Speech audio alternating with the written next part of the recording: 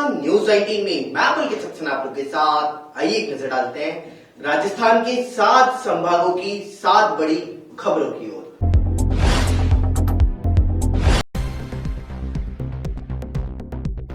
विधानसभा अध्यक्ष सीपी जोशी के मानने के बाद आज फिर विधानसभा की बैठक शुरू हो चुकी है। शुक्रवार और शनिवार को विधानसभा की कार्यवाही भी चलेगी और विधानसभा में 2 दिन के भीतर 9 बिल पेश किए जाएंगे। सरकार के अलग अलग योजनाओं और विभागों के बजट से ज्यादा किए गए खर्च की मंजूरी के लिए आज 1300 करोड़ से ज्यादा की सप्लीमेंट्री डिमांड्स को पेश किया जाएगा। बजट से ज्यादा किए गए खर्च की सदन में मंजूरी के लिए विधानसभा की बैठक बुलाना जरूरी था। इन सबके बीच आज विधानसभा में सत्ता पक्ष और विपक्ष के आचरण पर सबकी निगाहें भी रहेंगी। तो वहीं शून्यकाल में बीजेपी कई मुद्दों पर सवाल और करती हुई नजर आएगी और साथ ही साथ सरकार को भी घेरती हुई नजर आएगी।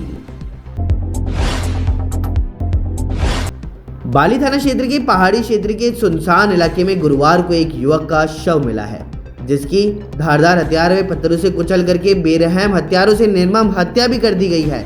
पुलिस ने हत्या का मामला दर्ज कर जांच शुरू कर दी। तो वहीं मृतक की पहचान सुमेरपुर थाने के मौडू गांव निवासी 33 वर्षीय महिपाल सिंह पुत्र दलपत सिंह राजपूत के रूप में हुई। मृतक कार ड्राइवर था जो किराए पर कार चलाने का काम करता था।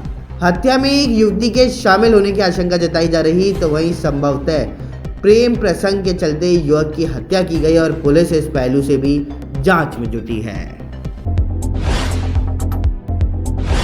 कोरोना टीकाकरण अभियान के अंतर्गत अजमेर जिले को 2 लाख वैक्सीन की डोज मिली हैं और ऐसे में शुक्रवार को मेगा वैक्सीनेशन डे के रूप में टीकाकरण किया जा रहा। तो इनके टीकाकरण के लिए जिले में 138 टीकाकरण केंद्र स्थापित किए गए। सुबह 7 बजे से टीकाकरण आरंभ किया गया है और दोपहर 1 बजे तक 6 घंटे में 32,843 लोगों का टीकाकरण किया जा चुका है। टीकाकरण को लेकर के लोगों में उत्साह था। अजमेर जिला मुख्यालय के 24 केंद्रों के अलावा जिले के अन्य 114 स्वास्थ्य केंद्रों पर टीकाकरण कार्यक्रम आयोजित किया जा रहा है।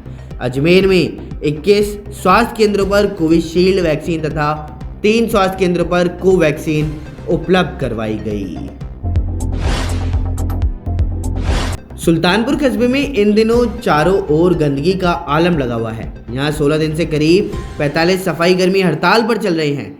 सफाई कर्मियों के हड़ताल पर चले जाने से कस्बे में सफाई व्यवस्था बेपटरी हो गई। तो वहीं कूड़ेदान के आसपास बाजार गलियों में जगह जगह कूड़े के ढेर पड़े हुए हैं। कूड़े से उठ रही बदबू से लोगों को परेशानी है, साथ ही आवागमन में काफी दिक्कतों का सामना भी करना पड़ रहा है। नगर पालिका के अंतर्गत सुल्तानपुर, झोटोली, नोताड़ा, खंडगांव, तोरण व नापाहेड़ा में गांव और हजारों मकान हैं। सुल्तानपुर कस्बे में नापाहेड़ा गांव आते हैं और यहां करीब 30,000 लोग निवास करते हैं। पिछले 16 दिन से सफाई कर्मियों के हड़ताल पर चले जाने से कचरा नहीं उठ रहा और लोगों के घरों से करीब 3 से 4 टन कूड़ा इकट्ठा हो चुका है। माध्यमिक शिक्षा बोर्ड राजस्थान अजमेर की ओर से उदयपुर में सितंबर को होने वाली रीट परीक्षाओं को लेकर के परिवहन विभाग ने तैयारियां शुरू कर दी है। जिले में 157 केंद्रों पर 50,000 परीक्षार्थी परीक्षा देने जाएंगे।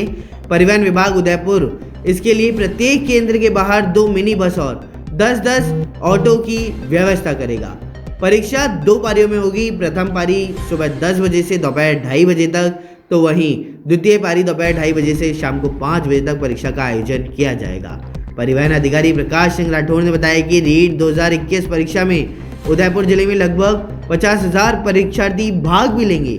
यातायात की सुगमता को ध्यान में रखते हुए उदयपुर के गिरवा तहसील में 121 और शेष 7 तहसीलों गोगुंदा में 4, झुआलोड़ा में 1 और खेड़वाला में 5, मावड़ी में 9, सलुम्बर में 3, सराड़ा और में 5 और वल्लभनगर में 9 परीक्षा केंद्रों पर रीट 2021 की परीक्षा आयोजित की जाएगी। भरतपुर जिले के रूपवास थाना इलाके के पंजाब नेशनल बैंक में बीती देर शाम एक नाबालिग ने पैसे चुराने की कोशिश की, लेकिन बैंक के कर्मचारियों की सजगता के चलते नाबालिग अपने मंसूबों में कामयाब नहीं हो पाया। चोरी की सूचना लगने के बाद बैंक के मैनेजर ने नाबालिग को पुलिस के हवाले कर दिया। यह पूरी घटना सीसीटीवी कैमरे में भी कैद हो गई है। मामला रूपवास के धौलपुर रोड स्थित पंजाब नेशनल बैंक का है, जहां एक ग्राहक बैंक में पैसा जमा कराने के लिए आया था और ग्राहक ने पैसे कैश काउंटर पर रख दिए और कैश काउंटर पर बैठा कर्मचारी पैसे गिन रहा था। तभी बैंक में नाबालिग बच्चा आया और उसने कैश काउंटर पर रखे पैसे उठाने की कोशिश की, लेकिन कैश काउंटर पर बैठे कर्मचारियों ने उसे तुरंत टोक दिया। बीकानेर में आम लोगों को पुलिस से बड़ी दिक्कत है। किसी की एफआईआर दर्ज नहीं हो रही तो किसी की एफआईआर पर कार्रवाई नहीं हो रही। न सिर्फ पुलिस बल्कि अन्य विभागों में लेट लतीफी को लेकर के शिकायतों की लंबी फहरिस्त मुख्य सचिव निरंजन आर्य के समक्ष रखी गई है। सर्किट हाउस में चल रही जनसुनवाई के दौरान लोग कतार में खड़े होकर के शिकायतें दर्ज करवा रहे हैं। रोडवेज से जुड़ी एक समस्या लेकर के पहुंची महिला को सीएस निरंजन आर्य ने कहा कि मैं आपके काम के लिए कोशिश करता हूं, आपका काम थोड़ा टेढ़ा है। दरअसल रोडवेज में अभी स्टाफ ही नहीं है। फिर भी उस महिला ने सहयोग मांगा तो आर्य ने कहा हर संभव मदद करेंगे। राजस्थान की 7 संभागों की 7 बड़ी खबरों में फिलहाल इतना ही। बने रहिए न्यूज़ 18 के साथ। नमस्कार।